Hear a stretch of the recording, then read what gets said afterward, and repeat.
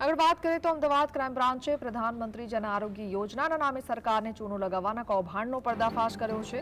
રૂપિયા લઈને બોગસ ડોક્યુમેન્ટના આધારે પીએમ જય કાર્ડ બનાવવાના કામમાં સંડોવાયેલા 6 શખ્સોની ક્રાઇમ બ્રાન્ચે અટકાયત કરી છે। આ રેકેટમાં વિવાદમાં આવેલા અમદાવાદની ખ્યાતિ હોસ્પિટલ પણ સામેલ હતી।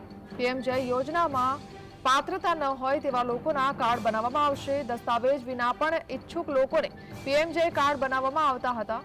ક્રાઇમ બ્રાન્ચે 6 વ્યક્તિઓની ધરપકડ કરી છે। અમદાવાદ ગુજરાત જ નહીં સમગ્ર દેશભરમાં આ કૌભાંડ થતું હોવાની આશંકા છે અને અમદાવાદ ક્રાઇમ બ્રાન્ચે વધુ તપાસ પણ હાથ ધરી છે। સંવાદદાતા વીરેન્દ્રસિંહ ભાટિયા આપણી સાથે જોડાયા છે। જી વીરેન્દ્ર। બિલકુલ કે એના કે જે પીએમજી યોજના હેઠળ સૌથી મોટા સમાચાર સામે આવી રહ્યા છે, જેની અંદર પીએમજી યોજનાનો દુરુપયોગ ખ્યાતિ હોસ્પિટલ દ્વારા કરવામાં આવતો હતો અને ઓપરેશન કરીને પીએમજી યોજના એટલે સરકારી જે ગ્રાન્ટ હોય તેમાંથી રૂપિયા ખંખેરવાનો કાવતરા કરવામાં આવતા હતા।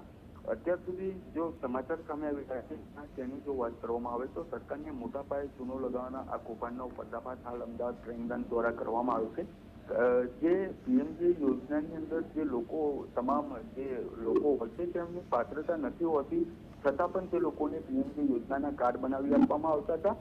તેની સાથે સાથે દસ્તાવેજ વિના એટલે કે જે લોકોને પીએમજી યોજનાનું કાર્ડ બનાવવું છે તે લોકો પાસે કોઈ દસ્તાવેજ તેમજ પુરાવા ના હોય છતાં પણ તે લોકોને પીએમજી યોજનાના કાર્ડ બનાવી આપવામાં આવતા અને તે કાર્ડ બનાવી આપવાનું કારણ એટલે કે પૈસા લઈને બોગસ ડોક્યુમેન્ટ બનાવવાના અને બોગસ ડોક્યુમેન્ટના આધારે કાર્ડ બનાવી આપવામાં આવતા હતા। હાલ તો અમદાવાદ ક્રાઇમ બ્રાન્ચ દ્વારા 6 જેટલા લોકોની અટકાયત કરવામાં આવી છે તેમજ આ જે તમામ જે લોકો છે તેમની મેરેથોન પૂછપરછ શરૂ કરવામાં આવી છે કારણ કે અમદાવાદ ગુજરાત નહીં પરંતુ દેશભરની અંદર આ કૌભાંડ ચાલતું હોવાની હાલ આશંકા સેવવામાં આવી રહી છે।